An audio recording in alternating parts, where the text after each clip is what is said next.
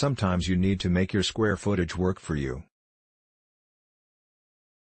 Sometimes, there isn't quite enough space in your home, and as such a room might need to pull double duty and serve two distinct purposes. These are known as multi-use spaces, and they can sometimes be a design challenge. If you're getting set to tackle one of these spaces, don't worry. We've compiled our best tips on how to put multi-use spaces together, so you can learn how to make one of these slightly unusual spaces work for you. What is a multi-use space? If you haven't considered a multi-use space before, you may think it's the same thing as an open concept layout. While the two are similar, there is one key difference. Multi-use spaces have one, clearly dominant use as well as a secondary function. Meanwhile, open concept spaces typically have layouts that are more evenly distributed. That said, multi-use spaces are fairly typical.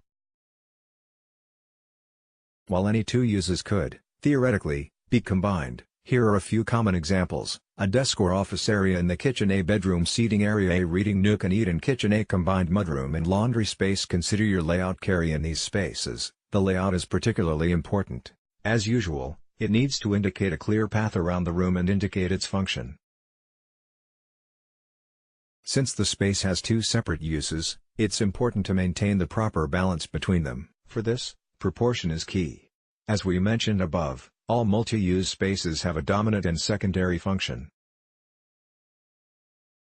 Visually, the dominant usually takes up 2/3 of the area, while the secondary function takes up the remaining third. You can also use design elements to make the division even clearer. Be sure to leave plenty of negative space between the two areas. You could also use grounding items like dual-area rugs or light fixtures to center each one. Collect this idea. Let furniture be the star. Image: Sarah Banger. Interiors. Let furniture dictate function in multi-use spaces. It's also critical that both functions in the room be made explicitly clear. When this does not happen, rooms have a tendency to appear messy and disorganized. It can become difficult to visually separate which design elements are used for which purpose.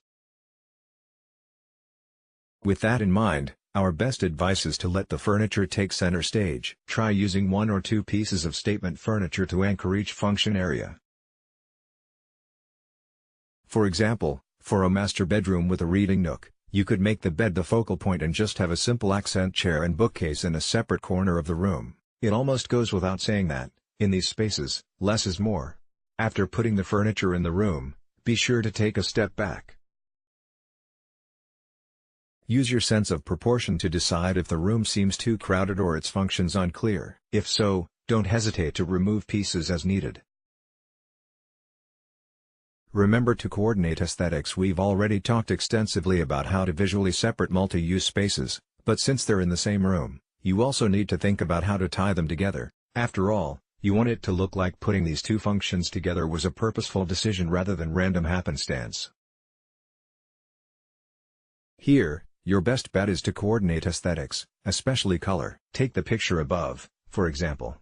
In this case, gray, the dominant color, can be found on both sides of the room.